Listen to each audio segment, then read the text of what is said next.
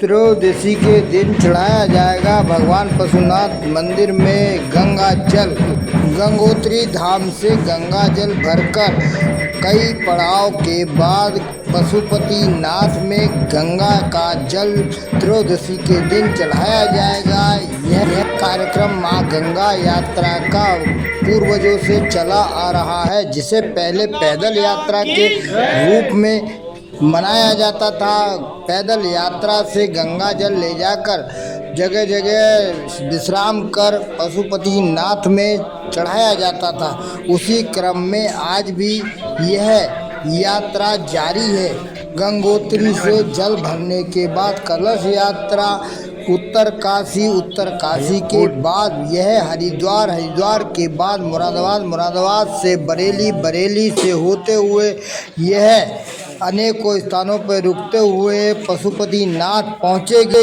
गंगा कलश यात्रा में शामिल होने से सभी भक्तों को, सनातनियों को बहुत पुण्य मिलता है। अगर कोई गंगोत्री ना जा पाए और वह गंगा यात्रा में शामिल हो जाए तो उसे पुण्य का भागी होता है। गुरु जी ने बताया कि जिस तरीके से गंगा यात्रा जगह जगह स्थानों पर होकर जाती है, उसी तरीके से उसकी वापसी होती है और जो भी जल प्रसाद होता है उन्हीं भक्तों को लगातार दिया जाता है।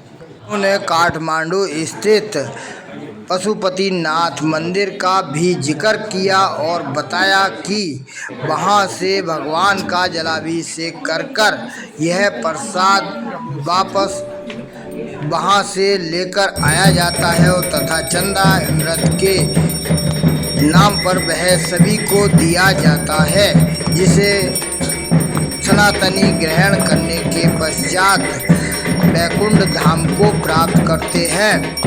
इसी तरीके से यह गंगा यात्रा पूर्व के समय से इधर 25 वर्षों से चली आ रही है, जिसे कि हर व्यक्ति को इसका लाभ मिलता है।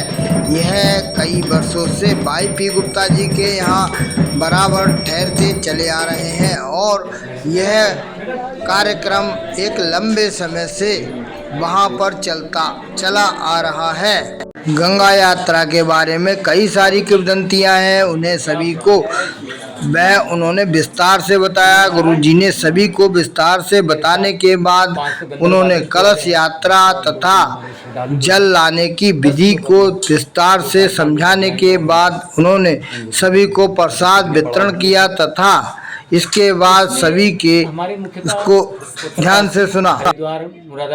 से कि हमारी पूर्व काल से सनातनी परंपरा रही है कि दीपावली महालक्ष्मी पूजा के दिन भगवान पशुपतिनाथ के निमित्त एक दिव्य कलश का परिपूर्ण और शांग पांग विधि से पूजन किया जाता है और भगवती गंगा जी के पटाक्षेप होने के बाद मुखी मठ, जहाँ पर शीतकालीन प्रवास है गंगा जी का, और वहाँ से हमारा प्रथम पड़ाव उत्तरकाशी, दूसरा हरिद्वार और आज हम तीसरे पड़ाव मुरादाबाद में जो MIT के चेयरमैन श्रीमान YP गुप्ता जी के आवास पर विगत कई वर्षों से गंगा जी का एक रात्रि विश्राम यहाँ पर होता है।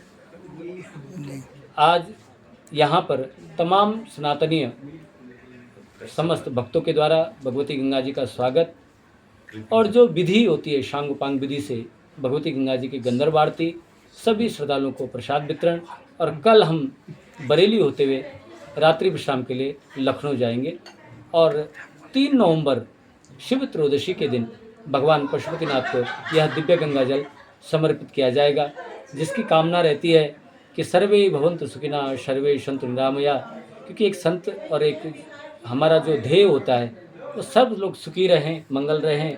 तो मैं अंततोगत्वा भगवती गंगा जी के पावन चरणों में समस्त सनातनीय धर्म प्रेमियों की सुखद और मंगल की कामना करता हूँ। जय माँ गंगे, हर हर गंगे। ये गंधर्व आरती भगवती गंगा जी के स्वरूप की आरती है, जो आप हर की पौड़ी में या बनारस में कहीं पे देखते हैं, वो द्रव्य आरती है, गंगा जी के जल रूप की आरती है। जो ये गंधर्व आरती है ये मूर्ति रूप की आरती होती है और इसमें सिर्फ गंधर्व वाद्य यंत्री बजते हैं, जैसे आप लोगों ने देखा होगा या आपके चैनल से सनातनी लोग देखेंगे और इसका आनंद लेंगे। मैं तमाम सभी दर्शकों को बहुत बहुत आशीर्वाद प्रदान करता हूँ। जय माँ। पशुपतिनाथ का ही स्वरूप है, क्योंकि विगत युगों पुरानी परंपरा है। तो जो वो हमारे गोलोकवासी रावल बिंद जब जल लेके जाते थे, तो वहाँ के राजा के द्वारा रावल जी को सप्रेम भेंट है, और इससे भगवान को अभिषेक करने के पश्चात जो जल होता है चरणामृत के रूप में, क्योंकि पहले जो रावल जी लेके पैदल जाते थे, अपना गंगोत्री से पैदल लेके जाते थे, तो वापसी में जो भी श्रद्धालु मिले तो उसको चरणामृत पिलाते पिलाते वापस गंगोत्री आते थे। तो ये वहाँ के महाराजा तीन सरकार के टाइम से रावल जी को प्रदान है, और ये उसी परंपरागत ये आज भी चल रहा है। और काठमांडू और वापसी फिर ऐसे ही हम लोग गंगोत्री के लिए निकल जाएंगे। ठीक। की आरती यहाँ पर अभी सब लोगों ने की, लेकिन ये क्रम पिछले 6 साल से चल रहा है। बहुत बड़ी कृपा है माँ गंगा की और हमारे राहुल जी महाराज की। वो लगा था, उन्होंने हमें मौका दिया कि वो यहाँ पर रुक के तब आगे जाते हैं, और इस तरह से यहाँ से बरेली होते, जैसा उन्होंने बताया, नेपाल में जाकर ये गंगा का जलार्पण होगा। इसलिए आज यहाँ पर सभी लोग आए, सबने बहुत ज़्यादा गंगा आरती में पार्टिसिपेट करा। शायद इससे बड़ा सौभाग्य क्या हो सकता है। हमें गंगोत्री धाम नहीं जाना पड़ा, हमें नेपाल नहीं जाना पड़ा, यही गंगा जी हमारे घर आई हैं। तो हम शायद बहुत भाग्यशाली। आप सबका बहुत बहुत धन्यवाद। अच्छा, ये लगातार आप जैसे महाराज जी यहाँ पर आ रहे हैं।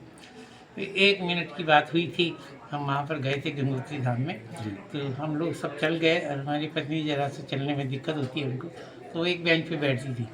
तो महाराज जी आए, इत्तेफाक की बात है, ये सब सौभाग्य की बात है। महाराज जी आए, उन्होंने मुझसे अपनी वार्तालाप करी, और कुछ ऐसा वात्सल्य हो गया वहाँ पर।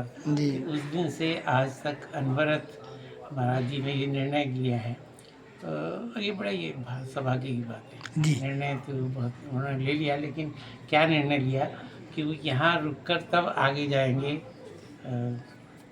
नेपाल की यात्रा करते हुए। हम बहुत भाग्यशाली हैं। आप सब लोग आए, बहुत बहुत धन्यवाद।